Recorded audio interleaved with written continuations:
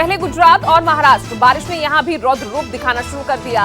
मौसम विभाग ने अगले 5 दिनों के लिए बारिश का रेड अलर्ट जारी किया है, तो वहीं मुंबई के ऑरेंज अलर्ट भी यहां पर जारी किया गया। आईएमडी ने कोल्हापुर, पालघर, नासिक, पुणे और रत्नागिरी जिलों के लिए आज तक के लिए भारी बारिश के लिए रेड अलर्ट जारी किया। मुंबई के लिए अगले 3 दिनों के लिए ऑरेंज अलर्ट जारी किया गया है।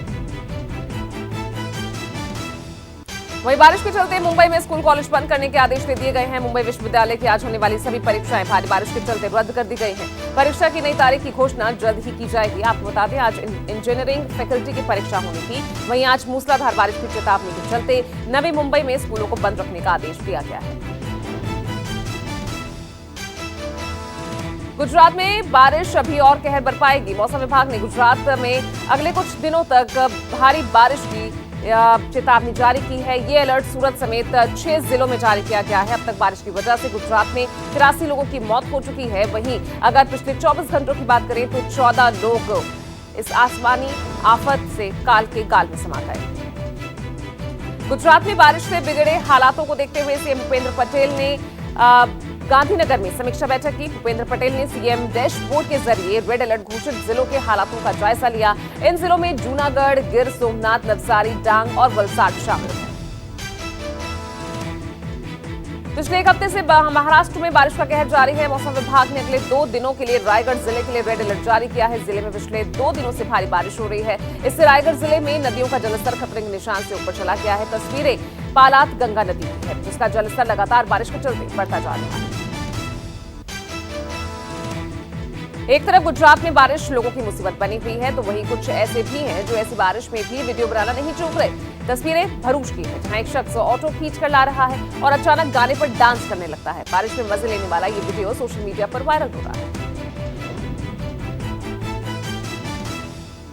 मध्य प्रदेश में भारी बारिश का दौर जारी है। यहाँ के छिंदवाड़ा जिले में लगातार होती बारिश लोगों की मुसीबत बन गई है। आसमान से गिरती बारिश ने घर को भी गिरा दिया। तस्वीरों में साफ देखा जा सकता है कि एक मकान की छत पानी के बोझ के आगे धराशायी हो गई। हालात इतने खराब हैं कि सड़क पर भरा पानी अब मकानों में भी घुस गया। लोग घर छोड़कर ऊंची और सुरक्षित जगहों पर जा रहे हैं। मानसून में पहाड़ों पर लगातार प्रलय देखने को मिल रही है। तस्वीरें जम्मू कश्मीर के राजौरी की है, जहां भारी बारिश की वजह से आए सैलाब में यहां बना पुल बह गया। तस्वीरों में देखकर इस बात का अंदाजा आप लगा सकते हैं कि जिस वक्त ये सैलाब आया होगा उस वक्त हालात कितने डरावने होंगे। पानी के सैलाब ने पुल के साथ साथ खेतों में खड़ी फसल को भी नहीं छोड़ा। मध्य प्रदेश में हो रही बारिश से पार्वती नदी उफान पर है। पार्वती नदी में अचानक पानी आ जाने के कारण उससे सटा समीपवर्ती हनोतिया गांव टापू में तब्दील हो गया। ऐसे में सोमवार को वहां खेतों में काम करने गए 16 मजदूर गांव में फंसे रह गए, जिन्हें 20 घंटे बाद रेस्क्यू कर सुरक्षित जगह पर पहुंचाया गया।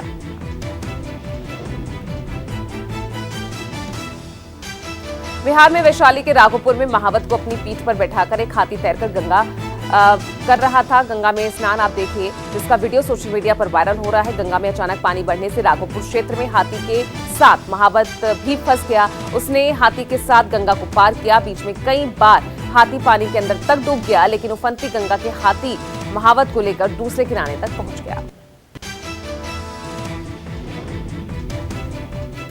पीएम मोदी आज I2U2 समूह की बैठक में शामिल होंगे। इस बैठक में अमेरिकी राष्ट्रपति जो बाइडेन, इजरायली पीएम यार लापिड, यूएई के राष्ट्रपति मोहम्मद बिन जायद अल नहयान हिस्सा लेंगे।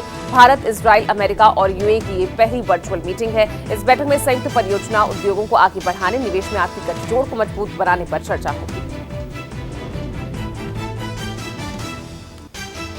मानसून सत्र को लेकर आज कांग्रेस संसदीय रणनीति समूह की आज अहम बैठक है। बैठक सुबह 10:30 बजे सोनिया गांधी के आवास पर होगी। बैठक में मानसून सत्र की रणनीतियां तैयार की जाएगी। आपको बता दें कि केंद्र सरकार ने 17 जुलाई को सर्वदलीय बैठक बुलाने की घोषणा की है। कांग्रेस ने संगठन को मजबूत करने और भारत जोड़ो यात्रा को आकार देने की रणनीति तय करने के लिए आज पार्टी के सभी महासचिव, राज्य प्रभारी और अध्यक्षों की बैठक बुलाई है। कांग्रेस 2 अक्टूबर से कन्याकुमारी से कश्मीर तक भारत जोड़ो पदयात्रा भी शुरू करेगी। ये यात्रा कम से कम 12 राज्यों से होकर गुजरेगी।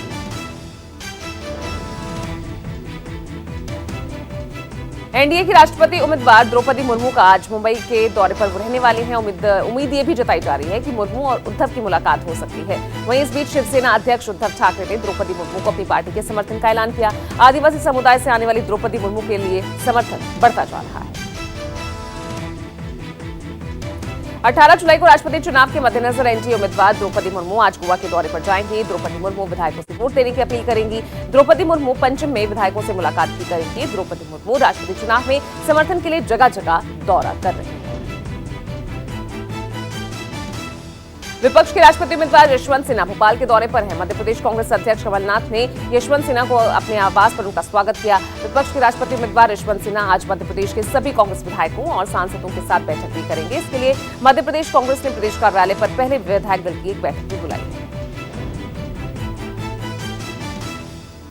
एनडीए के राष्ट्रपति पद की उम्मीदवार द्रौपदी मुर्मू के जयपुर में स्वागत के दौरान राजस्थान बीजेपी की सियासी गुटबाजी एक बार फिर सामने आई। राजस्थान के बीजेपी नेताओं को एकजुट करने की पार्टी आलाकमान की कोशिशों को झटका देते हुए पार्टी के दो बड़े नेता आपस में भिड़ गए। महाराष्ट्र में कैबिनेट गठन को लेकर आज मुंबई के होटल लीला में शिंदे गुट और बीजेपी की अहम बैठक है। एनडीए के राष्ट्रपति उम्मीदवार द्रौपदी मुर्मू भी होटल लीला में ही रुकेंगी। सूत्रों के मुताबिक 18 जुलाई को राष्ट्रपति चुनाव के बाद सरकार की कैबिनेट का शपथ ग्रहण हो सकता है। शिंदे गुट ने 19 जुलाई को शपथ ग्रहण समारोह के संकेत दिए। संसद के मानसून सत्र से पहले लोकसभा अध्यक्ष ओम प्रकाश बिरला ने 16 जुलाई को सर्वदलीय बैठक बुलाई है। ये मीटिंग 16 जुलाई की शाम 4 बजे होगी। दरअसल 18 जुलाई से संसद का मानसून सत्र शुरू हो रहा है और इसी के मद्देनजर सभी दलों से सहयोग लेने और एजेंडे पर चर्चा के लिए ये बैठक बुलाई गई है। मानसून सत्र 18 जुलाई से शुरू होकर 12 अगस्त तक चलेगा।